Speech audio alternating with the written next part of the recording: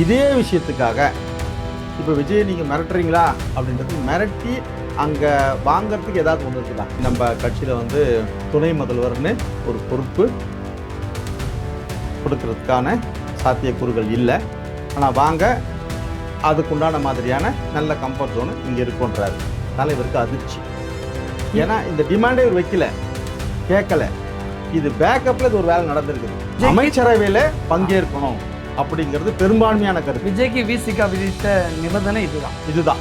ஆனால் தலைவர் கடைசி வரைக்குமே நிபந்தனையற்ற ஆதரவு அப்படிங்கிறது தான் முடிவாக இருந்தார். அப்படி இந்த உயர்நிலைக்குழு நடந்து இருக்கும் பொழுதே இந்த இடத்துக்கு தளபதி விஜய் வர மாதிரியான ஒரு சூழல் உருவாயிடுச்சு. இப்போ விசிகாவுடைய முதல் அமைச்சராக வன்னியரசு அவர்கள் இப்போ இருக்கார். வேங்கவயல் பிரச்சனைக்கு தீர்வு கிடைச்சிடும். ஏன்னா கூட்டணி ஆட்சியில் வேறு இருக்கீங்க, நீதி அமைச்சர் தானே. அப்போ வெங்கவயல நினைச்சா, விசிகா நினைச்சா நீதி நிலைநாட்ட முடியும், பாதிக்கப்பட்டவர்களுக்கு நியாயம் வாங்கி தர முடியும், குற்றவாளிகளுக்கு தண்டனை வாங்கி தர முடியும். இதை பாதிக்கப்பட்ட அந்த இளைஞர்களுக்கு வேலை வாய்ப்பை உறுதிப்படுத்துங்க. நாங்கள் நினைச்சா தாவைக்காலேருந்து வெளியில் போக முடியும் எங்களால். நாங்கள் கூட்டணியை உறுதி செய்யலையே அப்படிங்கிற விஷயங்கள்லாம் விஜய்க்கான மிரட்டலாகவும் பார்க்கப்படுது, அல்லது விஜய்க்கான ஒரு பின்னடைவாகவும் பார்க்கப்படுது. நான் இந்த ஆட்சியை பொறுத்தவரை இந்த பார்க்குறேன். விஜய் நல்லவரா? நல்லவர். அரசியல் வியூகம் எதில் நல்லவர் அப்படின்னா, உண்மையிலேயே இது வெற்றி பெறுவோன்ற அவங்க வியூகம் அமைச்சாங்களா அப்படிங்கிறதுலாம் வந்து காலத்துக்கே நம்ம விட்டுடலாம். ஆட்சியில் என்ன வேலை பண்ணுறீங்க அப்படின்னா, விஜயை தவிர எல்லாருமே திமுகவை விட அதிமுகவை விட மிக மோசமான ஒரு நிலையில் ஆட்சியில் நடத்திருக்கிறாங்க. வணக்கம். இன்றைய நமது சிறப்பு விருந்தினர் விசிகாவின் மாநில அமைப்பு செயலாளர் சந்திரகுமார் அவர்கள். வணக்கம் சார். வணக்கம். வணக்கம். திருமா சார் பேசின வீடியோ பெரிய அளவில் வைரல் ஆகிட்டு இருக்கு. இன்றைக்கி அதுதான் தமிழ்நாட்டு அரசியலில் பேசும் பொருளாக மாறிக்கிட்டு இருக்கு. நாங்கள் நினச்சா தாவேக்கா கூட்டணியிலிருந்து வெளியில் வர முடியும் அப்படின்னு திருமா அவர்கள் பேசினது விஜய்க்கான ஒரு மிரட்டல் அப்படின்னு பார்க்கலாமா? நெறியாளர் வந்து எவ்வளோ அழகாக எங்கள் தலைவர் பேசின அந்த 1 hour அதை வந்து அப்படியே ஷார்ட் அவுட் பண்ணி ஒரே ஒரு தம்ப்லைன் மாதிரி அவர் எங்கேயாவது நீங்கள் சொன்ன வார்த்தையை அவர் குறிப்பிட்டாரா? நாங்கள் நினச்சா வெளியில் வந்துட முடியும். அது எவ்வளோ பெரிய விளக்கம் கொடுத்தாரு. ஆனால் நம்ம சொல்லும் போது என்ன சொல்லிடுறோம், டக்குன்னு மற்றவங்களுக்கு ரீச் ஆகணுன்றதுக்காக. இது நீங்கள் மட்டும் இல்லை, ஒட்டு மொத்தமாக தமிழ்நாட்டில் இருக்கக்கூடிய எல்லா ஊடகங்களுமே 25 வருஷமாக எங்கள் தலைவர் மேலே இப்பேற்பட்ட வதந்திகள், அபாண்டங்கள், அவதூறுகள் இதை பரப்பாத ஒரே ஒரு மீடியா இல்லை அப்படிங்கிறது தான் உண்மை. இதுக்கு பல உதாரணங்கள் நான் சொல்கிறேன். 25 வருஷத்துக்கு மேலே இதே பரப்புரைகள் தான். இப்போ கூட தலைவர் சொன்ன ஒரே ஒரு விஷயம் என்னென்னா, நாங்கள் ஆதரவு கொடுத்தது என்ன காரணம், ஏற்கனவே பொது உடைமை கட்சிகள் சிபிஐயும் சிபிஎம்மும் என்ன முடிவு எடுத்தாங்களோ அந்த முடிவுலேருந்து எங்களோட மாற்றம் எதுவுமே இல்லைன்றதை தெளிவாக முன்னாடியே சொல்லிட்டார். ஆனால் இந்த நெருக்கடி, இந்த அவதூறுகள் யார் மூலிமா எதுக்காக பரப்பப்படுது, இதை நீங்கள் சிந்திச்சு பார்த்தீங்கன்னா தான் உங்களுக்கு தெரியும். 1. 2வது, இதே விஷயத்துக்காக இப்போ விஜய் நீங்கள் மிரட்டுறீங்களா அப்படின்றதுக்கு மிரட்டி அங்கே வாங்கிறதுக்கு ஏதாவது ஒன்று இருக்குதா? அந்த பெட்டியில் அதையும் அவர் சொல்கிறார். துணை முதல்வர் பதவி டிமாண்ட் பண்ணாங்க. விஜயை நேரடியாக பேசினாரா? அதை விஜய் வந்து துணை முதல்வர் பதவி தலைவர் கேட்டு அவர் பேசுனதான்னு அர்த்தம் கிடையாது. ஆனால் விஜய் பேசினார், வாங்க கம்ஃபர்ட்டாக இருக்கலாம் அப்படிங்கிற வார்த்தை. அதான் விஜயும் திரும்பவும் என்ன பேசிக்கிட்டாங்க. அங்கே இருந்த ஒரு நண்பர் விஜய் பேசுகிறான்னு சொல்லிட்டு போட்டு கொடுக்குறாரு. சொல்லுங்கள் சார், இந்த மாதிரி நம்ம கட்சியில் வந்து துணை முதல்வர்னு ஒரு பொறுப்பு கொடுக்கறதுக்கான சாத்தியக்கூறுகள் இல்லை. ஆனால் வாங்க அதுக்குண்டான மாதிரியான நல்ல கம்ஃபர்ட் ஜோனு இங்கே இருக்குன்றாரு. தலைவருக்கு அதிர்ச்சி. ஏன்னா இந்த டிமாண்டே இவர் வைக்கல, கேட்கல. இது பேக்கப்பில் இது ஒரு வேலை நடந்திருக்குது. எங்கள் கட்சியினுடைய பொதுச் செயலாளர் நாடாளுமன்ற உறுப்பினர் அண்ணன் ரவிக்குமார் வந்து இந்த ஒரு கோரிக்கையை அங்கே இருக்கக்கூடிய 2ஆம் கட்ட தலைவர்கள்ட்ட சொன்னதாகவும், அவர் வந்து விஜய்கிட்ட சொன்னதாகவும், விஜய் வந்து நேரடியாக தலைவர்கிட்ட ஃபோனில் பேசுனதாகவும் தான் இது. அண்ணன் திருமா அவர்களுக்கு துணை முதலமைச்சர் பதவி கொடுத்தா ஆதரிக்க தயார் அப்படிங்கிற மாதிரி ஸ்டார்டிங்கில் அப்படி தான் பேச்சுவார்த்தை போணுச்சு, திருமா அண்ணனுக்கே தெரியாமல். அப்படி பேசினதா பொதுச் செயலாளர் பேசுனதா தான் தலைவரே சொல்கிறார் அந்த பேட்டியில். இதுக்கு விஜய் சம்மதிச்சார், அதாவது சம்மதிச்சார் அப்படிங்கிறத விட துணை முதலமைச்சர் வேண்டாம், அதுக்கு ஈக்குவலான பதவி தரப்படும் அப்படிங்கிற மாதிரி அப்படின்னு சொல்கிறாரு. திருமாவளவனுக்கு மட்டும் அப்படி அந்த மாதிரியான எந்த விதமான கமிட்மெண்ட்டும் நான் கேட்கல, யார் உங்களுக்கு இந்த மாதிரியான டிமாண்டை வச்சாங்க அப்படின்னு சொல்லிட்டு ஃபோன் அதோட ஸ்டாப் ஆகிடும். விஜய் அதிர்ச்சியாக இருப்பார். என்னடா அது திருமாசார்ட்ட பேசுனா இப்படி சொல்கிறாரு, ஆனால் நமக்கு வந்த தகவல் இப்படி இருக்குன்னு விஜயே குழம்பி இருக்க மாட்டார். கண்டிப்பாக குழம்பி இருப்பார். நீங்கள் அவர்கிட்ட பேட்டி கேட்டிங்கன்னா தான் அவர் அதை சொல்லுவார். ஏன்னா எங்களுக்கு வந்து எப்படின்னா ஒவ்வொரு நாளும் ஒவ்வொரு கட்டத்துலையும் தலைவர் உயர்நிலைக்குள்ள இருக்கக்கூடிய 28 பேர் உயர்நிலைக்குள்ள இருக்கிறவங்க எல்லாருக்கிட்டையும் எல்லாத்தையும் ஷேர் பண்ணுவார். ரிசல்ட் 4ஆம் தேதி வந்துடுச்சு. எல்லோரும் ஆதரவு கொடுக்கறதுக்கு காங்கிரஸ் ஃபஸ்ட்டு போயிட்டாங்க. பொது உடைமை கட்சிகள் வந்து கொடுக்கறதுக்கு தயாராகிட்டாங்கன்றதை சொல்கிறாங்க. எல்லாரும் தயார், நிபந்தனையற்ற ஆதரவு கொடுக்கறதுக்கு தயார்ன்றதை முடிவாயிடுச்சு. அந்த முடிவு திமுக தலைவர் முன்னாள் முதல்வர் தளபதி ஸ்டாலினுடைய ஒப்புதலோடு தான் நடக்குது. இது எப்படி நடக்குதுன்னா 7ஆம் தேதி நைட்டு உயர்நிலைக்குழு நடக்குது. நடந்துட்டு இருக்கும்போது ஒவ்வொருத்தரும் இந்த ஆதரவு கொடுக்கலாமா வேணாவா, அப்படி ஆதரவு கொடுக்கறதா இருந்தால் எந்த மாதிரியான ஆதரவு கொடுக்கலாம் அப்படிங்கிறத ஒவ்வொருத்தரும் கருத்து சொல்லினே இருக்கிறாங்க. இந்த நிபந்தனையுடன் ஆதரவு அப்படிங்கிற வார்த்தை தான் அந்த உயர்நிலைக்குள்ள எல்லாருமே எடுத்தது. என்ன நிபந்தனை அது? அமைச்சரவையில் பங்கேற்கணும் அப்படிங்கிறது பெரும்பான்மையான கருத்து. விஜய்க்கு விசிகா விதித்த நிபந்தனை இதுதான். அமைச்சரவையில் பங்கேற்கணும். சரி, அதுக்கு வந்து தலைவர் வந்து நீங்கள் நிபந்தனையற்ற ஆதரவுன்ற முடிவுக்கு நீங்கள் போகக்கூடாதுன்னு சொல்லும்போது அப்போ தலைவர் சொல்கிறார், கடந்த காலங்கள்லேருந்து இன்றைய காலம் வரைக்கும் பொது உடைமை கட்சிகளுக்கும் நமக்கும் வேறுபாடு கிடையாது, ரெண்டுமே இரட்டைக்கோள் துப்பாக்கி தான். அவங்க என்ன முடிவு எடுக்கிறாங்களோ அந்த முடிவை தான் நான் அறிவிக்க போகிறேன்றதை நான் பொதுவெளியிலும் சொல்லிட்டேன். இப்போ நீங்கள் வந்து இந்த மாதிரி எல்லோரும் இந்த முடிவு எடுத்தால் நான் என்ன பண்ணட்டும் அப்படிங்கிற ஒரு சொல்கிறார் தலைவர் ஒரு கருத்தை. அதுக்கு எங்கள் கட்சியினுடைய பொதுச் செயலாளர் ரவிக்குமார்னு சொல்கிறார், கடந்த காலங்களில் பொது உடைமை கட்சிகளுக்கு தேசிய அளவில் ஆட்சியில் பங்கு கேட்கக்கூடிய அளவுக்கு வாய்ப்புகள் இருந்தது. ஆனால் அந்த வாய்ப்பை அவங்க மறுதளிச்சிட்டாங்க, வாய்ப்பை ஏற்றுக்கலை. அதனால் ஏற்பட்ட பலன் ஒன்றும் இல்லை. அதாவது பிரதமர் பதவியை கூட அவர் இவருக்கு வந்தது ஜோதிபாசுக்கு. அப்படி வரும்போது இவங்க அந்த பதவியை ஏற்றுக்க விரும்பலை, அமைச்சரவையிலையும் பங்கேற்றுக்கிறதுக்கு இவங்க விரும்பலை. அப்படி விரும்பாததுனால ஏற்பட்ட விளைவுனால கிடைச்ச பலன் என்ன அப்படிங்கிற கேள்வியை பொதுச் செயலாளர் ரவிக்குமாரனை வச்சார். உடனடியாக அவர் இன்னொரு பொதுச் செயலாளர் சட்டமன்ற உறுப்பினர் இருந்தால் சிந்தனை என்ன, அவர் என்ன சொல்கிறாருன்னா, சரிதான், நாம் அமைச்சரவையில் பங்கேற்கிறதுல நம்ம எந்த ஒரு மாற்று கருத்தும் வச்சுக்க வேணாம் அப்படின்னாங்க.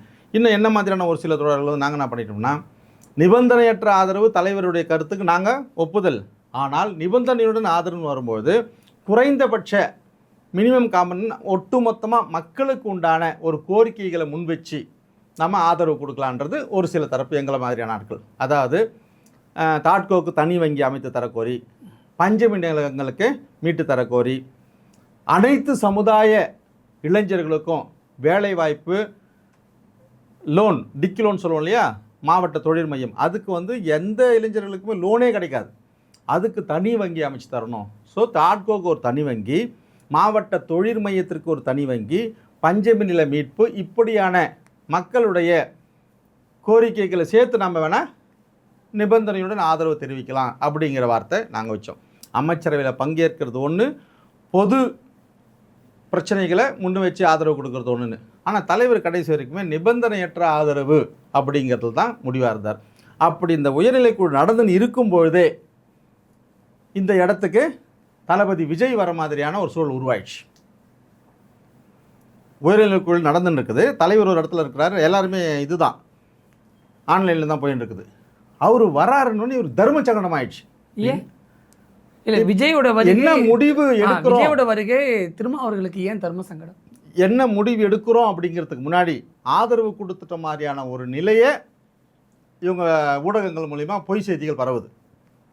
அந்த உயர்நிலை குழுவில் சட்டமன்ற உறுப்பினர்கள் 2 பேருமே, ஒருத்தர் காட்டுமன்னார் கோயிலில் இருக்கிறாரு, இப்போ இருக்கக்கூடிய அமைச்சர் அண்ணன் வன்னியரசு வந்து விருதுநகரில் இருக்கிறார்.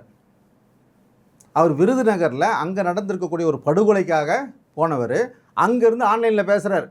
அப்போ தலைவர் சொல்கிறார், என்னப்பா ஆதரவு கொடுக்க வேண்டியது இருக்குது, நிபந்தனையற்ற ஆதரவு தான் கொடுக்குற மாதிரி இருக்குது, நீ புறப்பட்டு வாப்பான்றதை எல்லாரும் முன்னாடியுமே ஆன்லைனில் சொல்கிறார்.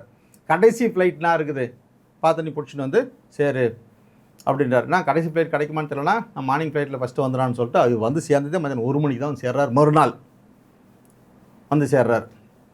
இப்போ என்ன சுச்சுவேஷன்னா இந்த ஒரு நாள் தள்ளி போகுது இல்லையா, இந்த சுதந்திரம் கூட ஒரு தலைவருக்கு இருக்கக்கூடாதா? அப்படின்னா அப்படி அவசரம். நீங்கள் ஆதரவு கொடுக்கலையா, இன்னும் ஆதரவு கொடுக்கலையா, இன்னும் ஆதரவு கொடுக்கலையா. இந்த பக்கம் திமுக கூட்டணியில் இருக்கிறவங்க அல்லது திமுக வந்து ஆதரவு கொடுத்துட்டீங்களா, ஆதரவு கொடுத்துட்டீங்களா, ஆதரவு கொடுத்துட்டீங்களா. இது வந்து ஒரு கால சூழனால் ஏற்பட்டிருக்க. திமுகவுக்கு தெரிஞ்சு தான், திமுக தான் சைகை காட்டி தான் நீங்கள் ஆதரவு 100%. ஏன்னா அப்புறம் அவங்க நெருக்கடி கொடுக்கணும் திமுக. ஏன்னா விஜய் முதல்வர் வராரு அப்படின்ற உடனே தலைவர் அடுத்தது இந்த உயர்நிலை குழு முடிச்சுட்டு இருந்ததே அடுத்தது தளபதி வீட்டில் தான். ஓ ஏன் அன்னைக்கு அப்போ ஆன்லைன்லேயே நடக்குது, எல்லாருமே பார்க்குறோம். தலைவர் எங்ககிட்ட பேசி தான் போகிறாரு. என்னப்பா அது சரியான தர்ம சங்கடத்தை உருவாக்குறாங்க, பத்திரிகையாளர் வந்து உக்காண்டிருக்கிறான், வேறு வேறு செய்தி வெளியில் பரவுது, இன்னும் வன்னியரசு அங்கே இருக்கிறான், என்னப்பா முடியும் நான் சொல்கிறது அப்படின்னு சொல்லிட்டு மறுபடியும் இந்த அப்ரூவ் வாங்குறதுக்கு மறுபடியும் திமுக தலைவர் தளபதி வீட்டுக்கு நைட்டு போகிறாரு. உயர்நிலைக்குள் நடந்துன்னு இருக்கும்போதே போய் சேர்றாரு, காரில் ஏறுறாரு, போகிறார். விஜய் வீட்டுக்கு போனார். நீங்கள் திருமான விஜய் வீட்டுக்கு போகல, தளபதி ஸ்டாலின். தளபதினா எங்களுக்கு ஒன்று தான், தளபதி ஸ்டாலின் தான் முதல்வர். இந்த தளபதி 2 தளபதி போட்டு குழப்பிக்காதீங்க. சரி சரி சரிங்களா. திமுக தளபதி தலைவர் அவர் வீட்டுக்கு தான் தலைவர் போகிறார். போயிட்டு அங்கே மறுபடியும் கேட்குறாரு. அவர் எந்த விதமான நெருக்கடியுமே கொடுக்கல. மறுநாள் லெட்டர் அடிக்க சொல்லிட்டார். லெட்டரில் 2 பேர் கையெழுத்து போடணும். இவர் வந்து சேர்ந்துட்டார், காட்டுமன்னார்கள் ஜோதிமணி சட்டமன்ற உறுப்பினர் வந்து சேர்ந்துட்டார். வன்னியரசு வந்து சேர்றதுக்கு லேட் ஆகுது. இவங்க கையெழுத்து போட்டு கொடுக்கறதுக்கு அந்த கையெழுத்து போட்ட உடனே ஆதவர்ஜனாக்கு ஃபோன் பண்ணி நேராக தம்பின்னு சொல்லிட்டு கொடுத்துட்றாரு. கொடுத்துட்டு அதுக்குள்ளவே தான் இந்த பத்திரிகையாளர்கள் நிறைய இவங்களுக்குள்ளவே ஒரு வதந்தி பரப்பிக்கின்னு இப்போ அறிவிக்க போகிறாங்க, இதை கேட்க போகிறாங்க, அது கேட்க போகிறாங்க, எல்லாமே ஒன்றுமே இல்லை. ஆனால் இங்கே ரொம்ப ரொம்ப கூலாக. சரி, முதல் நாள் விஜய் வந்து விசிக அலுவலகத்துக்கு வர மாதிரி ஒரு சூழல் இருந்தது. எனக்கெல்லாம் எப்படி தகவல் வந்துச்சுன்னா, ஒருவேளை இந்த நேரத்தில் விஜய் இங்கே வந்தாருன்னா கரூர் மாதிரி ஒரு சம்பவம் நடந்து போயிடும், கட்டுக்கடங்காத கூட்டம் கூடி இருக்குது, ரோடெல்லாம் பயங்கரமான டிராஃபிக்கு, இங்கே விஜய் வராமல் போனது நல்ல விஷயம் அப்படின்னாங்க எனக்கு வந்த தகவல். ஆனால் ஏன் ஒரிஜினலாக விஜய் ஏன் அந்த இடத்துக்கு வரல, என்ன காரணம், ஏன் தவிர்த்தது தலைவர் திருமாவளவன். ஏன் விஜய் வர வேண்டாம்? விஜய் வந்து கம்யூனிஸ்ட் கட்சி ஆஃபீஸுக்கு போயிடுறாரு, பொது உடைமை கட்சிக்கு போயிட்டு அங்கே ஆதரவு சொல்லிட்டு வர்றாரு, சிபிஎம்மையும் பார்த்துடுறாரு. அடுத்தது இன்னொரு அலுவலகத்துக்கு எதோ போகிற மாதிரி இருந்தது, ஐஎம்எலுக்கு சம்திங், அது தள்ளி போயிடுச்சு. இங்கே அனுமதியே இல்லாமல் இவங்களாவே வாலண்டரியாக அவர் கூட்டின்னு வராங்க. ஆதவர் யாரோ சம்திங் வாலண்டரியாக அழைச்சின்னு வராங்க. ஆனால் இங்கே உயர்நிலை குழு நடந்துன்னு இருக்குது. இங்கே இன்னும் முடிவே எடுக்கலை. சட்டமன்ற உறுப்பினர் 2 பேருமே ஒவ்வொரு தசையில் இருக்கிறாங்க. ஆனால் இவங்க வந்துட்டாங்கன்னா என்னென்ன ஆதரவு சொல்கிறது? அப்போ திரும்ப இந்த இடத்துல எப்படி ஹேண்டில் ஆதரவு கொடுத்து விஜய் விசிக ஆஃபீஸ்க்கு வராருங்கிற விஷயத்தை திரும்ப அவர்கள் எப்படி ஹேண்டில் பண்ணார்? ஆதரவு கொடுத்தே ஆகணுன்ற ஒரு நிர்பந்தத்தை பத்திரிகையாளர் நெருக்கடி இவங்க உருவாக்குறாங்க. இதை தவிர்க்கிறதுக்கு இவர் காரில் ஏறி உக்காந்து நேராக தளபதி வீட்டுக்கு போயிட்டார். தளபதி மு.க. ஸ்டாலின் அவரோட வீட்டுக்கு போயிட்டார். இதுதான் உண்மையாக விஜய் வரதை எப்படி தவிர்த்தார், எப்படி அதை ஹேண்டில் பண்ணார் திரும்ப அவர்கள்? நான் இல்லை, இங்கே இவங்க ஏதோ ஒரு இடத்த சொல்லி கூட்டிகிட்டு வந்துட்டு இருக்காங்க. தலைவர் அங்கே இல்லை. தலைவர் அங்கிறது தளபதி வீட்டுக்கு போயிட்டார். ஏன்னா 1 நாள் 2 நாள் பழக்கம் கிடையாது. திமுகவோட கூட்டணி கிட்டத்தட்ட சட்டமன்ற 2001 அதிலேருந்து ஃபுல்லாக நீங்கள் பார்த்தீங்கன்னா வெறும் ஒரு அதிகபட்சம் ஒரு 6 மாதம் கூட நாங்கள் அதிமுக கூட்டணியில் இருந்தது கிடையாது. வெறும் 6 மாதம். அதுவும் 2006 பீரியடில் அந்த உள்ளாட்சி மன்ற தேர்தலுக்கு முன்னாடியே அந்த தேர்தலை சந்தித்தது மட்டும்தான். அதுக்கப்புறம் உடனடியாக திமுக கூட்டணி தான். 2001லேருந்து 2004 வரைக்கும் திமுக கூட்டணி, 2006லேருந்து 2011 வரைக்கும் திமுக கூட்டணி, ஒரு நீண்ட கால பயணம். 2011 2015 மறுபடியும் 17லேருந்து 26 வரைக்கும். இப்போ விசிகாவுடைய முதல் அமைச்சராக அண்ணன் வன்னியரசு அவர்கள் இப்போ இருக்கார். வேங்கவயல் பிரச்சனைக்கு தீர்வு கிடைச்சிருமா? ஏன்னா கூட்டணி ஆட்சியில் வேறு இருக்கீங்க. பொது உடைமை கட்சியில் 2004 சபாநாயகர் யார்? மன்மோகன் சிங் பிரதமர் ஆகிறாரு. கம்யூனிஸ்ட் கட்சி தான் வந்து ஆதரவு கொடுக்குறாங்க. கொடுத்ததில் சோம்நாத் சட்டர்ஜி தான் சபாநாயகர்.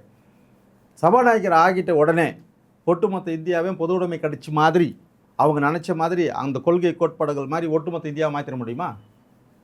அது ஒரு வாய்ப்பு, ஒரு சிறு வாய்ப்பு. அதே மாதிரி தான் இப்போ கிடைச்சிருக்கிறது ரொம்ப ரொம்ப ஒரு குறுகிய சமூக வாய்ப்பு. நீதி அமைச்சர் தானே. அப்போ வெங்கவையில் நினச்சா, விசிகா நினச்சா நீதி நிலைநாட்ட முடியும், பாதிக்கப்பட்டவர்களுக்கு நியாயம் வாங்கி தர முடியும், குற்றவாளிகளுக்கு தண்டனை வாங்கி தர முடியுமே. இதை அங்க விசிகா பாதிக்கப்பட்ட அந்த இளைஞர்களுக்கு வேலை வாய்ப்பை உறுதிப்படுத்தியாச்சு. சரி, இப்போ இந்த ஒரு மாதத்துக்குள்ளாகவே அமைச்சர் பதவி ஏற்று முதல் வேலையாக பண்ணியிருக்கிறதே வந்து அந்த வேங்கவயல் பிரச்சனையில் வேலை இழந்த பாதிக்கப்பட்ட இளைஞர்களுக்கு, பட்டியலின இளைஞர்களுக்கு வேலை வாய்ப்பை உறுதிப்படுத்தியாச்சு. அதிகபட்சம் இன்னொரு 10 நாளில் அந்த பிள்ளைங்களுக்கு வேலை கிடைச்சி. விசிகா மேலே ஒரு கடுமையான விமர்சனம் இருந்தது திமுக ஆட்சியில். என்ன அப்படின்னா, திமுக என்ன பண்ணாலுமே விசிகா அமைதியாக பொறுத்து போகுது அப்படின்னு ஒரு விமர்சனம் இருந்துச்சு. அரசியல் சார்ந்து புரிதல் இருக்கிறவங்களுக்கு தெரியும், இது அரசியல் கூட்டணி நாகரிகம், திரும்ப அமைதியாக இருக்காரு, விசிகா அமைதியாக இருக்குது அப்படின்னு. ஆனால் இன்றைக்கி அந்த காயின் வந்து விசிகா கையிலே இருக்குது. விசிகா நினச்சா அந்த பிரச்சனையில் வந்து தீர்வு காண முடியுமா? எந்த காயின் விசிகா கிட்ட இருக்கிறதா நீங்கள் நினைக்கிறீங்க? அந்த வேங்கவயல் பிரச்சனையில் தீர்ப்பு வழங்கக்கூடிய காயின், அந்த அந்த கயிறு, அந்த பிடி விசிகா கையில் இப்போ இருக்குது. திமுக கூட்டணியில் நாங்கள் இருக்கும்பொழுது, இப்போவும் திமுக கூட்டணியில் தான் இருக்கிறோன்னு வெளியேறல. இன்னும் நாங்கள் தாவேகா கூட்டணியில் எந்த விதமான அந்த கேள்விக்கு அடுத்து. ஆனால் திமுக கூட்டணியில் இருக்கின்ற வரைக்கும், ஆட்சியில் இருக்கிற வரைக்கும் எந்தெந்த பிரச்சனைகள் எல்லாம் திமுகவுக்கும் விசிகாவுக்கும் முரண்பாடு அப்படின்னு சொல்கிறாங்களோ அது திட்டமிட்டு உருவாக்கப்பட்ட, இந்த கூட்டணியை சிதைக்கிறதுக்காக உருவாக்கப்பட்ட சதி. அப்ப வேங்கவையெல்லாம் அப்படித்தானா? விசிகாவையும் திமுகவையும் பிரிக்க நடத்தப்பட்ட சதியா? ஒரு பிரச்சனையை மிகைப்படுத்தி காமிக்கிற மாதிரியான ஒரு சூழல். உள்ளபடியே நல்லா யோசித்து பாருங்க. வேங்கவேல் பிரச்சனை அடுத்த மறுநாளே அந்த இடத்துல ஸ்பாட்டில் போயிட்டு 5000 பேர் திரட்டி ஆர்ப்பாட்டம் பண்ணது எங்கள் தலைவர். தமிழ்நாடு முழுக்க ஒவ்வொரு மாவட்டத்துக்கும் இல்லை, அந்த பிரச்சனை என்னன்னு ஊருக்கே தெரியும். அந்த பிரச்சனை நடந்ததோட நோக்கம் திமுகவையும் விசிகாவையும் பிரிப்பதற்கு நடந்த நோக்கமான்னு கேட்குறேன். இல்லை, அப்படி நீங்கள் புரிஞ்சிக்க கூடாது. அதான் சொல்கிறேனே, இந்த பிரச்சனை நடந்த உடனே தலைவர் ஸ்பாட்டில் அங்கேயே இருந்து ஆர்ப்பாட்டத்தை பண்ணிடுறாரு. தமிழ்நாடு முழுக்க எல்லாருமே, எங்களை போன்ற முன்னணி பொறுப்பாளர்கள் ஒவ்வொரு மாவட்டத்துக்கு, நான் தருமபுரி மாவட்டத்துக்கு இன்சார்ஜ், தமிழ்நாடு முழுக்க எல்லாருமே இந்த ஆர்ப்பாட்டத்தை வலியுறுத்தி போராட்டம் பண்ணுறோம். இந்த போராட்டத்தினுடைய விளைவு என்ன அப்படின்னா, ஒரு சாரராக போகக்கூடிய, சாதி சார்பாக போகக்கூடிய, சாதி இந்துக்களுடைய சார்பாக போகக்கூடிய விஷயத்தை தடுத்து நிறுத்தி ஈக்குவலாக என்ன நடந்ததுன்றது சொல்லுங்கள் அப்படிங்கிற விஷயத்துக்குள்ளே போனது. கிட்டத்தட்ட அப்படி போகும்பொழுது நான் அப்போ தளபதி ஸ்டாலினை பற்றி நானும் எங்களை மாதிரி ஆட்கள் நாங்கள் புரிஞ்சுக்கிட்டு உள்ளபடியே, அவர் இப்போ தோத்துட்டு பிறகு ஒரு வார்த்தை சொன்னார் தளபதி, நான் எல்லா மக்களுக்கும் நல்லதை செய்யணுன்னு தான் நான் பண்ணேன். இந்த மக்கள் வேணும் அந்த மக்கள் வேணும்னு நான் யாரையும் தூக்கியும் பிடிக்கல, யாரையும் வெறுத்தும் ஒதுக்கலை, எல்லாருக்கும் உண்டானது சொல்லணும். இந்த இடத்துல உண்மையிலேயே கலைஞர் முதல்வராக இருந்திருந்தார்னா வேங்கவயல் பிரச்சனையினுடைய தீர்ப்பே வெளில வந்திருக்காது. இது அரசியலில் இருக்கக்கூடிய ஒரு ராஜதந்திரம்.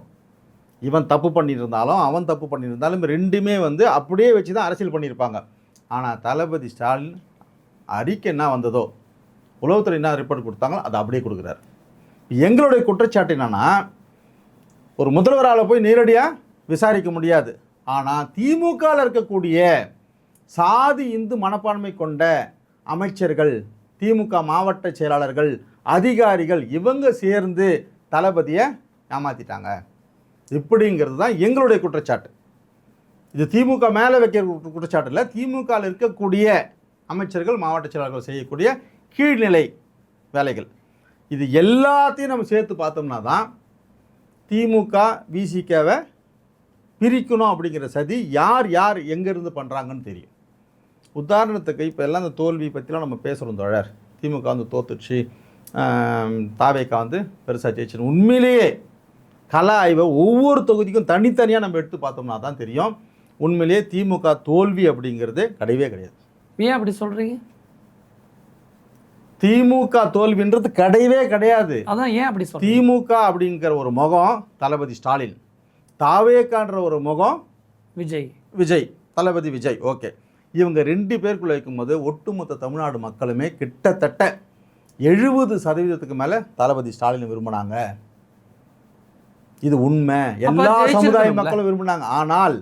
ஆனால் இங்கே என்ன சிக்கல்னா, இவருக்கு 2ஆம் கட்ட தலைவர்களா, அமைச்சர்களா, மாவட்ட செயலாளர்களாக இருக்கிறாங்க இல்லையா, இவங்க செய்யக்கூடிய இந்த அட்ராசிட்டி, இவங்க செய்யக்கூடிய சாதி பாலிடிக்ஸ், இவங்களுக்குள்ளே நடக்கக்கூடிய ஜாதிய பிரச்சனையை மக்கள் நேரடியாக பார்க்குறான். இதுதான் பாதிப்பு. இப்போ விஜய்க்கு வந்து அந்த பிரச்சனை இல்லை, யாரோ எல்லா இடத்துலையுமே விஜய், அந்த முகங்கள் அறிமுகமே கிடையாது. ஆனால் இந்த முகங்கள் ஏற்கனவே பல வருஷமாக அறிமுகமான முகம், காலகாலமாக அப்போ புள்ள இப்படின்ற ஒரு, இதனால விஜய் ஜெயிச்சிட்டார். இதனால தான் இது நடந்தது. இந்த பாதிப்பு எது வரைக்கும் போய் சேருதுன்னா ஜாதி அரசியல் கூட போய் சேருது. ஆனால் வேங்கவையில் வந்து உயர்ந்தவன் தாழ்ந்தவனுக்கான சண்டை தானே அது. அப்போ இப்போ கூட்டணி ஆட்சியில் இருக்கக்கூடிய விசிகா நினச்சா வேங்கவையில் பிரச்சனை இல்லை, முடிவுக்கு கொண்டுட்டு வர முடியும்ல, நியாயம் வாங்க முடியும்ல, இது செய்யுமா செய்யாதான்னு கேட்கு. இதில் அநீதி நிகழ்ந்திருக்குது அப்படிங்கிறது ஒரு புறம். அதில் மலத்தை கலந்தது யார் அப்படிங்கிறது உளவுத்துறை வந்து ரெடி பண்ணி ஒரு ரிப்போர்ட்டை கொடுத்தாங்க. இது மறு ஆய்வுக்கு உட்படுத்தணும் அப்படிங்கிற கோரிக்கை எங்ககிட்ட இருக்குது. அவ்வளோதான். ஆனால் என்ன தீர்ப்பு வரும்ன்றது நாங்கள் முன்கூட்டியே சொல்லிட்டு இல்லை நாங்கள் தான் நிரபராதி அப்படின்னு சொல்ல முடியாது. இந்த விசாரணையை மறு ஆய்வுக்கு சமூக நீதி காக்கப்படணும். நான் முதல் கேள்விக்கு திருப்பி வரேன். நாங்கள் நினச்சா தாவேகா கூட்டணியிலேருந்து வெளில போயிட முடியும் அப்படின்னு விசிகா அண்ணன் சொன்னது. நான் தாவேகா கூட்டணியில் இருந்தாலும் கூட திமுக தயவில் அல்லது திமுக ஆதரவு மனப்பான்மையில் தான் இருக்கேன் அப்படின்னு மு.க. ஸ்டாலின் அவர்களுக்கு தகவல் சொல்கிறாரா திருமாவளவன்? அதாவது இங்கே ஏற்கனவே நடக்கக்கூடிய அரசியல் எப்படின்னா போல செய்தல் அப்படின்னு சொல்லிட்டு ஐயா இறையன் ஒரு புத்தகம் எழுதியிருப்பார். போல செய்தல் நம்ம மூளைக்குள்ளே வந்து ஏற்கனவே இந்த அரசியல் தான் இருக்குது, இவங்க கூட தான் கூட்டணி இருக்கணும், இப்படி தான் இருக்குன்றது. ஆனால் எங்கள் தலைவர் ரொம்ப இன்டலெக்சுவலாக ஒரு விஷயத்த சொன்னார். அவர் நம்ம பத்திரிகை ஆசிரியர் இவர் நிருபர் பிரியனுக்காகவே சொன்னார். அந்த பிரியன் பேரை குறிப்பிட்டு சொன்னார். இதில் சிரிக்கிறதுக்கு என்ன இருக்குது? கோடீஸ்வரன் கேட்ட கேள்வி நீங்கள் கேட்ட கேள்வி தப்புன்னு வேற அடிக்கோடிட்டு சொன்னார். அப்போ இவங்களோட மைண்ட் செட்டில் இருந்து ஒரு தலைவரை பார்க்குறது என்ன உரிமை? ஒரு அமைப்பை கட்டி அந்த அமைப்பு சார்பாக இருக்கக்கூடிய எல்லா பிரச்சனையும் நீங்கள் பார்த்து இருந்து அங்கே வந்து உக்காந்து இப்படி வந்து உக்காந்து நீ பேசினீங்கன்னா அது சரி. நீ உங்களுடைய பாயிண்ட் ஆஃப் வியூவில் இந்த திமுக ஆதரவில் இருக்கக்கூடிய தலைவர் திருமாவை ஆஹா ஓஹோன்னு கொண்டாடுறது, அங்கேருந்து இப்படி வந்தால் இதில் இப்போ யார் மேலே பார்வை தப்பாக இருக்குது? இதே திராவிடர் கழகம் அம்மையார் ஜெயலலிதாவுக்கு தங்கத்தாரகை விருது கொடுத்து பிடிச்சாங்க. இப்போ அந்த மாதிரி நாங்கள் ஒரு விருதை தளபதி விஜய் அவர்களுக்கு சமூக நீதி காத்த தலைவன் ஒரு பட்டத்தை கொடுத்தா பெரியாரிஸ்ட்டுங்க ஒத்துப்பாங்களா? அம்பேத்கரிஸ்ட்டு ஒத்துப்பாங்களா? அப்போ என்னென்னா எந்த மாதிரியான விஷயத்துலேயே இவங்களுடைய போக்கு எப்படி இருக்குதுன்னா சாதிய மனநிலையை தவிர வேறு எந்த இழவுமே இவங்கக்கிட்ட இல்லைங்கிறது தான் நம்மளால் பார்க்க முடியுது. கடவுள் மறுப்பு கொள்கையை நாங்கள் வச்சுட்டுருக்குறோம். கம்யூனிஸ்ட்டுகள் கடவுள் மறுப்பு கொள்கையில் வச்சுட்டுருக்குறாங்க. திமுக கடவுள் மறுப்பு கொள்கையான்றது கிடையாது. அவங்க ஒன்றிய குலம் ஒருவனே தேவன். ஆனால் திக கூட நாங்கள் போராட்டம் பண்ணுறோம் கடவுள் மறுப்பு கொள்கையில். கம்யூனிஸ்ட்டுகள் நாங்களும் ஒன்று சேர்றோம். ஆனால் நாங்களே சேர்ந்து ஒன்று சேர்ந்து ஒரு போராட்டத்தை பண்ணும்போது திமுகவினுடைய மாவட்ட செயலாளர் பங்கேற்க மாட்டார்.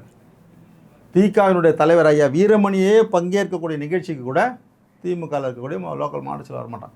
இவங்க வந்து எப்படின்னா பெரிய ஆண்ட பரம்பரை, அந்த அதிகாரத்துக்கு உட்பட்டவங்க, நீங்களாம் வந்து போராடுறதுக்கே இருக்கிறவங்க, நீங்களாம் அந்த வேலையை பாருங்கள், ஆட்சி அதிகாரத்துக்கு நாங்கள் பார்க்குறோன்ற இந்த மனோபாவம் தான் இந்த தோல்வியில் கூட ஒரு அடிப்படை காரணமாக இருக்குது. தேர்தலுக்கு முன்னாடி டிவிகேவும் விசிகாவும் கூட்டணி அமைப்பதற்கான சாத்தியக்கூறுகள் இருந்தது அப்படின்னு சொன்னாங்க. உண்மையா? எல்லளவுமே கிடையாது. இல்லையா? எல்லளவுமே கிடையாது. 2024 டிசம்பர் 6 புரட்சியாளர் அம்பேத்கருடைய புத்தக வெளியீட்டு விழான்னு சொல்லிட்டு தலைவருக்காகவே உருவாக்கப்பட்ட நிகழ்ச்சி அது. கேள்விப்பட்டேன். ஆனந்த விகடனம் இவங்களும் சேர்ந்து எங்களுக்கும் அதில் அழைப்பெல்லாம் வந்தது. ஆனால் அந்த நிகழ்ச்சி முடிகிற வரைக்கும் அவர் இப்போதைய முதல்வர் தளபதி விஜய் பேசின வார்த்தை, அண்ணன் திருமாவினுடைய மனசு முழுக்க இங்கே தான் இருக்குது, இந்த மனசை வேறு யாரோ வந்து அச்சுறுத்தி வச்சுட்டு இருக்கிறாங்க. அப்போ கூட இந்த அச்சுறுத்துறாங்களா? அதுதான் இந்த அவதூறு தான் ரொம்ப ஈஸியாக தலைவர் மேலே பரப்பிடுறது.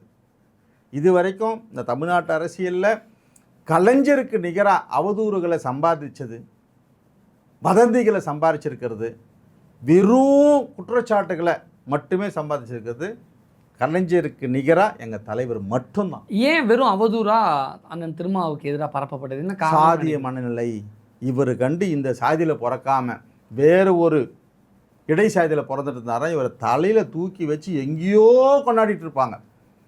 பழா பொண்ண பட்டியலின சாதியில் பிறந்ததுனால மட்டுமே இவன் ஏன் இவ்வளோ இன்டெலெக்சுவலாக இருக்கிறான், இவன் எப்படி இவன் சமயோஜித புத்தியோட பேசுகிறான், இவன் எப்படி தொலைநோக்கு பார்வையோட பார்க்குறான், இவன் என்ன மாதிரி எல்லாமே இந்த போட்டி போட முடியாமல் இருக்கக்கூடிய இந்த இன்டெலெக்சுவல்னு சொல்லக்கூடிய இந்த போலிகள் வந்து இப்படி வதந்தி பரப்பி விட்டுறது. திருமா அவர்கள் எவ்வளோ பெரிய இன்டெலெக்சுவல், எவ்வளோ அறிவுபூர்வமான ஒரு தலைவர்.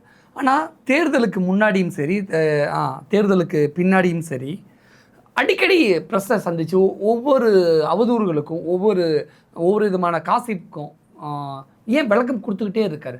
திரும்ப ஒரு வேளை தண்ணீரில் மறந்துட்டாரா அல்லது பயப்பட ஆரம்பிச்சிட்டாரா மீடியாவுக்கு? இது வந்து ஒரு நெரேட்டிவ் செட் பண்ணது. ஆக்சுவலாக தேர்தலுக்கு முன்னாடியே ஒரு விஷயம் பரப்பப்பட்டுச்சு. இந்த சீட்டு பேரம் பேசும்போது தலித் மக்கள் வாட்டு மொத்தமே வந்து பிஜேபி இவருக்கு போயிடுது, தவிகாக்கு போயிடுது அப்படிங்கிற மாதிரி. ஸோ சீட்டு எவ்வளோ குறைக்கலாம் அப்படிங்கிறதுக்கு இப்போ எங்களுக்கு சீட்டு குறைக்கிறதுக்கு யார் அதிகாரம் உள்ளவங்க? அப்போ யார் இதை பரப்புவா? திமுகவா? யார் பரப்புவா? எங்களுக்கு யார் சீட்டு கொடுக்கறதுக்கு அதிகாரம் உள்ளவங்களோ இந்த நெரேட்டிவ் செட் பண்ணி தலித் மக்களுடைய ஓட்டே வந்து ஃபுல்லாக அங்கே போகிறதா தான் எங்களுக்கு ரிப்போர்ட் வந்திருக்குது, நீங்கள் சீட்டை குறைச்சிக்கங்க. அப்போ இந்த மாதிரியான ஒரு விஷயம். அதே தான் அடுத்தது உங்களோட கேள்வி. அப்படின்னா ஒவ்வொரு விஷயத்துக்கும் அவர் ஏன் பதில் சொல்கிறார் அப்படின்னா கீழ் மட்டத்தில் நடக்கக்கூடிய எல்லா விஷயமுமே நாங்கள் அப்டேட் பண்ணுறோம் தலைவர்கிட்ட. அப்படி பதில் சொல்லக்கூடிய ஆளே திரும்ப கிடையாது. இல்லை, தேர்தல் நேரம் ஒரு விதமான பதட்டம் அவரை ஆட்கொண்டு விட்டதா திரும்ப தொடர். இது எப்படின்னா நாங்கள் வந்து ஒவ்வொருத்தருமே ஒரு ரிப்போர்ட் தலைவர்கிட்ட சப்மிட் பண்ணுறோம். நான் தலைவர்கிட்ட சொல்கிறேன், நான் கீழ்மட்டத்தில் திமுகவுக்கும் பட்டியலின மக்களுக்கும் ஒரு இது ஏற்படலை, இடைவெளி ஏற்படுது அப்படிங்கிறத நான் சொல்கிறேன். அதுக்கு பொதுச் செயலாளர் ரவிக்குமார் வந்து அதுக்கு பதில் சொல்கிறாரு, இல்லை சந்திரகுமார் இது வந்து அந்தளவுக்கு உண்மையான்றது இன்னும் கொஞ்சம் பண்ண இல்லை, இளைஞர்கள் மத்தியில் திமுகவுக்கு என்னென்ன அவதூறு பேர் இருக்குதோ அதெல்லாம் நம்ம மேலே ப்ளேம் பண்ணுற மாதிரியே வருது. திமுக பட்டியலின இளைஞர்கள் அப்படி வரும்போது ஒரு கேப் விழுது, இதை வந்து நம்ம ஃபில் பண்ணி ஆகணுன்றது நான் சொல்கிறேன். ஸோ உடனே தலைவர் வந்து இதை வந்து உணர்ந்துட்டு அப்புறம் சொல்கிறார் ஒரு வார்த்தை, விசிகாவினுடைய முன்னணி தோழர்கள் தேர்தல் நேரத்தில் வேலை செய்யலை அப்படிங்கிற ஒரு வார்த்தை அவர் சொல்கிறதுக்கு ஒரு பதட்டமானதுக்கு காரணம் இதுதான். திமுக வந்து கீழ்மட்டத்தில் விடுதலை சிறுத்தைகளுடைய நிர்வாகிகளோடு பிளட்ஜ் ஆகலை. அது எப்போதுமே அப்படிதானா? இந்த வாட்டி ரொம்ப மோசமாக திமுக வந்து விலகி இருந்தது. தலைவருக்கும் தளபதி ஸ்டாலின் அவர்களுக்கும் உள்ள நெருக்கம் வந்து ரொம்ப பாண்டிங். ஆமாம். மேல் மட்டத்தில் இருக்கக்கூடிய சட்டமன்ற உறுப்பினர்களுக்கும் திமுக தலைமையில் இருக்கிறவங்களுக்கும் நல்ல பாண்டிங். ஆனால் அப்படியே எடுத்து பார்த்தீங்கன்னா திமுக மாவட்ட செயலாளர்கள் திமுக அமைச்சர்கள்கிட்ட அடுத்த கட்டத்தில் இருக்கக்கூடிய கட்சிக்காரங்க பொறுப்பாளர் யாருக்கிட்டுமே வந்து ஒரு ஒட்டு உறவே இல்லாத அளவுக்கு கேப், ஒரு ஃபோன் கூட எடுக்க முடியாத அளவுக்குலாம் சூழல் ஏற்பட்டு அவன் விரக்தியான்ட்டான். வேலை செய்யலைன்றது அவன் ஓட்டு போடலன்னு நடத்த கிடையாது, அவன் ஓட்டை போட்டுட்டான். ஆனால் வாங்கி கொடுக்க வேண்டிய ஓட்டுக்கு வந்து அமைதான்ட்டான். இது உண்மை, 100% உண்மை. இது ஓகே. அண்ணன் திருமாவர்களுடைய பேட்டி வந்து விஜய்க்கு பெரிய பின்னடைவா? எதன் அடிப்படையில்? நாங்கள் நினச்சா தாவைக்காலேருந்து வெளியில் போக முடியும், எங்களால் நாங்கள் கூட்டணியை உறுதி செய்யலையே அப்படிங்கிற விஷயங்கள்லாம் விஜய்க்கான மிரட்டலாகவும் பார்க்கப்படுது அல்லது விஜய்க்கான ஒரு பின்னடைவாகவும் பார்க்கப்படுது இல்லை? இந்த கேள்வி ஏற்கனவே கேட்டீங்க, நம்ம ஸ்கிப் ஆகிட்டோம். போல செய்தல் அப்படின்ற இறையன்ப புத்தகத்தை நம்ம சொல்லணும். எதுக்காக சொல்லணும்னா ஒரு கூட்டணியில் நம்ம இருக்கிறோம், கூட்டணியில் ஆதரவு கொடுக்குறோம், அமைச்சரவையில் பங்கேற்கிறோம், அமைச்சரவையில் பங்கேற்கல நிபந்தனையற்ற ஆதரவு. இப்போ கம்யூனிஸ்ட் வெளில போகிறாங்க அப்படின்னா அர்த்தம் வாபஸ் வாங்கிட்டாங்க.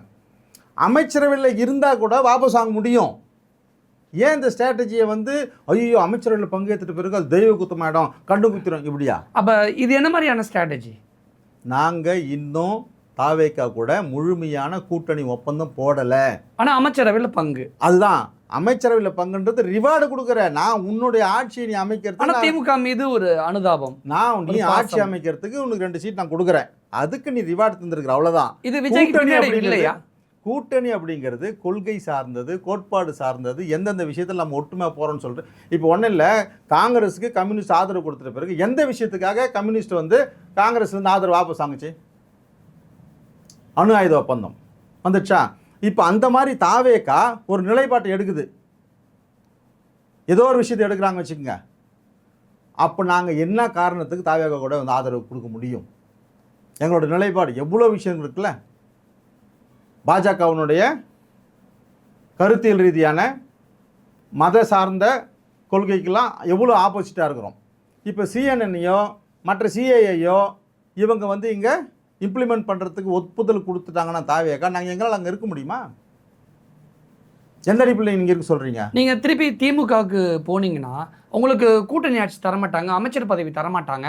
அது விசிகாவுக்கு அரசியல் ரீதியாக பெரிய பின்னடைவு தானே, வரலாற்று ரீதியான பின்னடைவு தானே. அதுக்கு நீங்கள் விசிகா தாவேகா கூட விஜய் கூட கூட்டணி ஆட்சியில் இருக்குது, வெறும் பெரிய வரலாற்று புதிய வரலாறு எழுதப்படும்ல. வெறும் 10க்கு 10 குடிசையில் இருந்து 6 பேர் கொண்ட ஒரு குடும்பத்தில் காலை நீட்டி கூட படுக்க முடியாத ஒரு வீட்டில் சொல்ல முடியாத ஒரு கிராமத்திலேருந்து பிறந்து வந்த எங்கள் தலைவர் ஒரு நிலச்சுவாந்தார் கிடையாது, ஒரு பெரிய கட்சியினுடைய பொறுப்பாளர் கிடையாது, வேறு எந்த பேக்ரவுண்டும் கிடையாது. இப்பேற்பட்ட தலைவர் இந்த 25 வருஷமாக பாடுபட்டு இப்பேற்பட்ட அமைப்பை உருவாக்க தெரிஞ்சவருக்கு அடுத்த கட்டத்தில் அமைச்சரவையில் ஒரிஜினலாக உள்ளே போகிற எல்லா யுக்தியும் தெரியும்.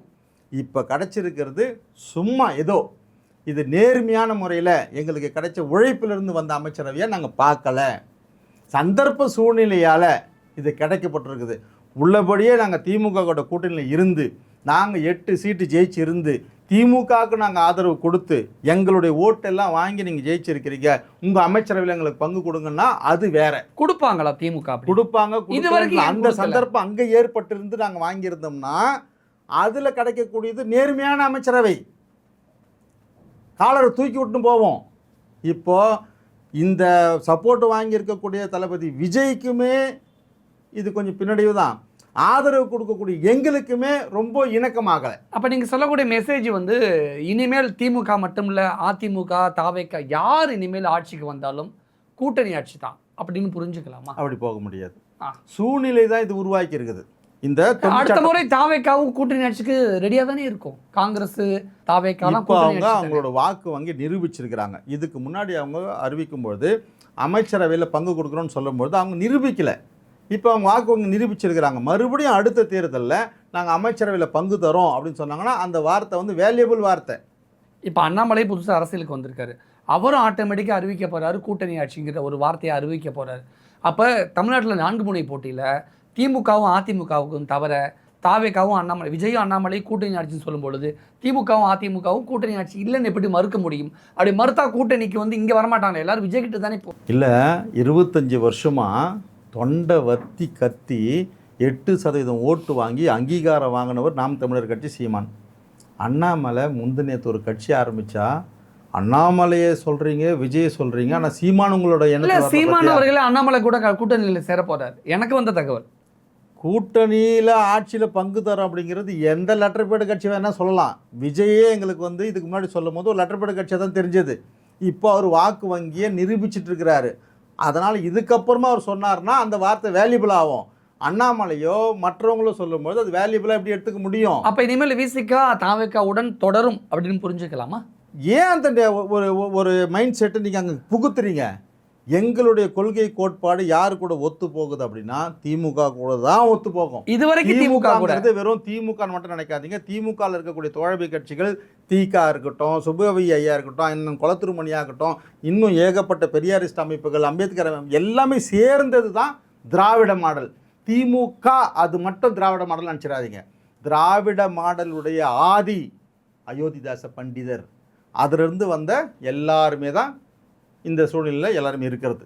இதில் யார் இந்த கொள்கையோடு நிற்கிறாங்க, வெறும் திராவிடா அப்படின்ற பேர் வச்சுட்டா மட்டுமே அந்த கட்சியில் அந்த கொள்கை இருக்குதுன்னு அர்த்தமா? அப்போ நாங்கள் அதிமுக கூட எத்தனை முறை கூட்டணி வச்சுருக்கணும்? வைக்கலையே, வைக்க முடியலையே. அது மாதிரி தாவேகா வந்து வாக்கு வங்கி அரசியல் அவங்க நிரூபிச்சிருக்கிறாங்க. கொள்கை சார்ந்து அவங்க இருக்கக்கூடிய விஷயத்தில் அவங்க எதிர்காலத்தில் நிரூபித்தா மட்டும்தான் எங்களால் வந்து கூட்டணி அப்படிங்கிற ஒரு வார்த்தைக்குள்ளான அர்த்தத்தை கொடுக்க முடியும். விஜய் ஏன் திருமாவளவன் அவர்களை முக்கியம் அப்படின்னு நினைக்கிறார்? தலைவர் எழுச்சி தமிழரை முக்கியம் இல்லைன்னு யாராவது ஒருத்தர் நினச்சாங்கன்னா ஒருத்தர் சொல்லுங்கள். விஜய் நினைப்பதற்கு காரணம் நீங்கள் யாரா ஒருத்தர் வந்து அண்ணாமலையும் முக்கியம் நினைப்பார், தளபதியும் முக்கியம் நினைப்பார், அமித்ஷாவும் முக்கியம் நினைப்பார். தலைவருடைய எளிமை, உழைப்பு, அர்ப்பணிப்பு இதெல்லாம் எப்பேற்பட்டவனுக்குமே அதாவது கருத்தியல் ரீதியாக எதிரியாக இருக்கிறவங்க கூட நேசிக்கக்கூடிய ஒரு தலைவர் தான் எங்கள் தலைவர். தேர்தலுக்கு முன்னாடியும் திருமா அவர்களை விஜய் முக்கியம்னு நினச்சார், தேர்தலுக்கு பிறகுமே திருமா அவர்களை விஜய் முக்கியம்னு நினைக்கிறாரு. அப்போ அந்த முக்கியத்துக்கு பின்னாடி இருக்கக்கூடிய அந்த வேரியபிள் பாயிண்ட். நேற்று இந்த கேள்விக்கு தலைவரை பதில் சொன்னார். நீங்கள் தானே ஆர்எஸ்எஸ் பெற்றெடுத்த பிள்ளைகள் விஜயும் சீமான் சொன்னீங்கன்னு சொல்லும்போது இந்த பதில் சொல்கிறாரு, ஆமாம் நான் தான் சொன்னேன்.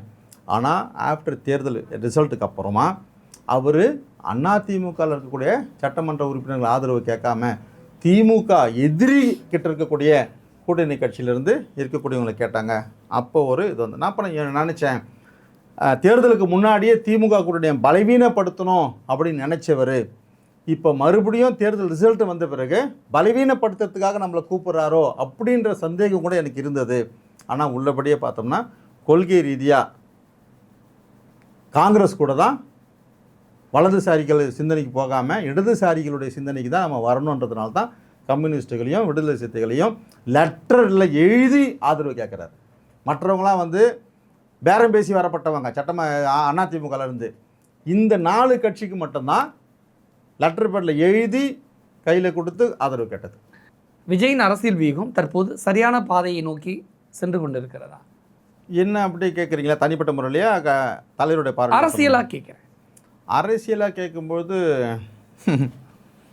பிதாவே இவர்களை மன்னியும், நான் ஏன் செய்தது என்று தெரியாமல் இருக்கிறோன்னு சொல்லிட்டு ஜீசஸ் வந்து சிலுவையில் அரைஞ்ச பிறகு பிதாவை பார்த்து கேட்பார்ல. கிட்டத்தட்ட நான் இந்த ஆட்சியை பொறுத்தவரை இந்த பார்க்குறேன். விஜய் நல்லவரா? நல்லவர். அரசியல் வியூகம் எதில் நல்லவர் அப்படின்னா உண்மையிலேயே இந்த வெற்றி பெறுவோன்ற அவங்க வியூகம் அமைச்சாங்களா அப்படிங்கிறதெல்லாம் வந்து காலத்துக்கே நம்ம விட்டுடலாம். ஆட்சியில் என்ன வேலை பண்ணுறீங்க அப்படின்னா விஜயை தவிர மீதி எல்லாருமே திமுகவை விட அதிமுகவை விட மிக மோசமான ஒரு நிலையில் ஆட்சியில் நடத்திட்டு இருக்கிறாங்க. விஜயை தவிர அவருக்கு அந்த நாலேஜுக்கு அது எதுவுமே போகாத அளவுக்கு திரையை போட்டு மறைக்கக்கூடிய அளவுக்கு அவருடைய 2ஆம் கட்ட தலைவர்கள் வந்து தெளிவாக இருக்கிறாங்க. விஜய்க்கு எதுவுமே தெரியப்படுத்தாத அளவுக்கு முன்னாள் முதல்வர் தளபதி ஸ்டாலினை போயிட்டு விஜய் பார்த்த உடனே அவருக்கு இவர் சொன்ன ஒரே ஒரு அறிவுரை, 24 மணி நேரமும் செய்தியை பாருங்கள், நியூஸை மட்டும் விட்டுறாதீங்க அப்படின்னு தான் இவர் சொன்ன அறிவுரை. ஸ்டாலின் வந்து விஜய்க்கு சொன்ன அறிவுரை. இந்த அறிவுரையை இவர் ஏற்றுக்கினார்னா கேட்டிருந்தார்னா இந்த 1 மாதத்தில் இத்தனை குற்றச்செயல்கள் நடக்காது. அரசு கேந்திரங்களை இயக்கிறதுன்றது சாதாரண விஷயம் கிடையாது. நம்மளை ஈஸியாக நம்ப வச்சுருவான். ஒரு உளவுத்துறை அதிகாரிகள் எந்த அளவுக்கு டெப்த்தாக உள்ளே போவாங்க அப்படிங்கிறது வரைக்கும் ஏற்கனவே இருந்த ஆட்சியாளர்களுக்கும் அதுக்கு முன்னாடி இருந்த ஆட்சியாளர்களுக்கும் நல்லா தெரியும். ஆனால் விஜய்க்கு இப்போ தான் வந்த உடனே நீங்கள் அதெல்லாம் பார்த்துருங்க, நீங்கள் டெல்லிக்கு போகிறத பாருங்கள், அதுக்கு போகிறத பாருங்கள், இதெல்லாம் நாங்கள் பார்த்துக்குறோம் அப்படி. ஆனால் இதுதான் அரசியல், அது அரசியல் கிடையாது. அது ஒரு சாதாரண அவர்கிட்ட இருக்கக்கூடிய சீஃப் செக்ரட்டரிங்க கூட போயிட்டு அந்த வேலையை முடிச்சுட்டு வந்துடலாம். இந்த அரசியலுக்குள்ளே தான் விஜய் வரணும். இங்கே வந்தால் மட்டும்தான் மக்களுடைய உண்மையான உணர்வுகள், அவங்களோட துன்பங்கள், அவங்களோட வேதனைகள், என்னென்ன அதெல்லாம் வந்து என்ன நடக்குதுன்றது எல்லாம் இங்கே தான் தெரிஞ்சுக்க முடியும். மக்களிடத்தில் போனால் மட்டும்தான் மக்கள்கிட்டேருந்து கற்றுக்க முடியுமே தவிர இவர் 30 வருஷமாக வெளி உலகத்தில் வேறு மாதிரி இருந்தவர், இப்போ முதல்வர் பதவிக்கு வந்திருக்கிறார். இவர் அப்படியே அக்செப்ட் பண்ணிட்டாங்கன்னா மக்கள் அக்செப்ட் பண்ணிட்டான். இவர் மக்களை என்னவா அக்செப்ட் பண்ணியிருக்கிறாருன்றத நடைமுறையில் எதிர்காலத்தான் தெரியும். நீங்கள் தாவேக்கா கூட கூட்டணியில் இருக்கிறனால இந்த கேள்வி கேட்குறேன். அதிமுகவை தாவேக்கா உடைக்குது, அதிமுக விஜய் உடைக்கிறாரு அப்படின்னு ஒரு கடுமையான விமர்சனம் விஜய் மீது இருக்குது, தாவேக்கா மீது இருக்குது. இதை விஜய் விரும்பி தான் அதிமுகலேருந்து வரவங்களெல்லாம் தாவேக்காவில் சேர்த்துக்கிறாரா? இதுதான் நம்மளுக்கு வந்து பிஜேபி மேலே இருக்கக்கூடிய மிகப்பெரிய சந்தேகமே. எஸ், அதிமுகவில் இருந்து செங்கோட்டையன் எங்கே போனார்? ஃபஸ்ட்டு டெல்லிக்கு போனார். அப்புறம் எப்படி டிவி கேட்க வந்தார்? திமுக கிட்ட கூட அவர் வந்து பேசினதா தகவல் வந்தது, அவர் சேகர் பாபு மூலிமா பேசினதான் வந்தது. அப்போ திமுக அங்கே சேர்த்துருந்தாங்கன்னா இதே வேலையை தான் இவர் இங்கிருந்து பண்ணியிருப்பார். இப்போ செங்கோட்டையன் அப்படின்ற ஒரு நபர், அவருடைய இத்தனை வருஷ அனுபவம், இத்தனை வருஷ கான்டாக்ட்ஸ் அதிமுகவில் இருக்கிறவங்கள இவர் ஆசை வார்த்தை சொல்லி உனக்கு என்ன போஸ்டிங் வேணும், உனக்கு என்ன இது வேணும்னு சொல்லிட்டு ஏதாவது ஒரு சின்ன பண்ணல, செங்கோட்டையன் தான் பண்ணுறாரா? செங்கோட்டையனை நம்பி தான் இவங்களால் வர முடியும். ஓ, பழக்கம் இருக்குதுல தோழர். எத்தனை வருஷம் சீனியர் அவர், எவ்வளோ சீனியர், எதை நம்பி அவர் வர சொல்கிறீங்க? ஆதவர்ஜனாக்கும் அதிமுகவில் இருக்கிறவங்களுக்கும் பெரிய தொடர்பு இருக்காது. இப்போ ஆட்சி அதிகாரத்துக்கு வந்த பிறகு வேணால் ஆதவர்ஜன்ட்ட பேசுவாங்க. அந்த இன்னும் நம்பிக்கையில் வரும் சேருவேன். ஒருத்தனுடைய எத்தனை வருஷம் உழைப்பு, எத்தனை போஸ்டிங்கில் இருக்கிறேன், இது எல்லாமே அவருக்கு தானே தெரியும். அப்போ இவர் அங்கே ஒரு அஷூரன்ஸ் கொடுக்குறாரு. அதிமுகலேருந்து வந்த செங்கோட்டையினால் அதிமுக பிளக்கப்பட்டு அங்கேருந்து எல்லாமே வந்து இங்கே சேர்றாங்களே ஒழிய அதிமுக இருக்கக்கூடிய மொத்த பேருமே விஜயை பார்த்து வந்து சேர்றாங்கன்றதெல்லாம் அறிவீனம். இது விஜய்க்கு தெரியுமா? விஜய்க்கு தெரிஞ்சு இதை அக்செப்ட் பண்ணிக்கிட்டாரான்னு கேட்குறேன். அப்படி அக்செப்ட் பண்ணலை அப்படின்னா அவங்களால ஒரு காரியம் கூட செஞ்சிருக்க முடியாது. நேற்று அவ்வளோ பெரிய டிராஃபிக் ஜாம் ஆகுது, அவ்வளோ பெரிய கூட்டம் வருது. அந்த அம்மா பேர் என்ன? மரகத குமாரவேலு. இப்போ இதெல்லாம் நம்ம பார்க்கும்பொழுது என்ன நடக்குதுன்னா, ஜனநாயகத்தை காப்பாற்றுறதுக்கு பதிலாக ஜனநாயகத்தை குழி தோண்டி புதைக்கிறாங்களோ அப்படிங்கிற ஒரு சந்தேகம் கூட ஏற்படுறதுக்கு காரணம் இந்த மாதிரி செயல்பாடுகள் தான். திடீர்னு 30 எம்எல்ஏ அவருக்கு ஆதரவு கொடுத்தாங்க. அந்த 30 எம்எல்ஏ ஆதரவு கொடுக்கறதுக்கு உண்டான ஒரு சூழ்நிலை எப்படி உருவாச்சு? என்ன வதந்தி பரவுச்சு? ஆதவர்ஜினாவுடைய மாமியார் லீமா ரோஸ் அங்கே இருக்கிறாங்க. 600 கோடி ரூபாய் சிவை சமூக திட்டம் கொடுத்தாங்க. ஒவ்வொரு எம்எல்ஏக்கும் 25 கோடி ரூபாய் கொடுக்கறதுக்கு பதிலாக 15 கோடி கொடுத்து கூட்டின்னு வந்து போட்டுட்டு ஓட்டு போட்ட பேருக்கு மீதி 10 கோடி தரேன்னு சொல்லிட்டு அங்கே கொடுக்கல. இந்த மாதிரியான சிக்கல், இந்த மாதிரி பிரச்சனைகள் எல்லாம். ஆனால் உண்மையிலேயே இதெல்லாம் சிபிஐ விசாரித்து உண்மையான தீர்ப்பு நம்ம கொடுக்கணும்னா அன்றைக்கி நரசிம்மராவுக்கு ஏற்பட்ட தண்டனை தான் உண்மையிலேயே தளபதிக்குமே கிடைக்கும். அதிரடியான நிறைய விஷயங்களை முன் வச்சுருக்கீங்க. ஒருவேளை விஜய் அவர்களுடைய கவனத்துக்கு இந்த வீடியோ போணுச்சுன்னா, நம்மளை சுற்றி இவ்வளோ விஷயங்கள் நடக்குதா, நம்ம சுதாரிப்பாக இருக்கணும், நம்ம கொஞ்சம் அவேர்னஸோடு இருக்கணும் அப்படின்னு விஜய் நினைப்பார். விஜய் ரசிகர்களுக்கும் நிறைய விஷயங்கள் சொல்லியிருக்கீங்க. மக்கள் என்ன கருத்து சொல்கிறாங்க, அடுத்தடுத்து அரசியல் நிகழ்வுகள் என்னென்ன நடக்குதுங்கிறத பொறுத்திருந்து பார்க்கலாம். நிறைய விஷயங்கள் ஷேர் பண்ணிக்கிட்டீங்க. நன்றி. நன்றிங்க சார்.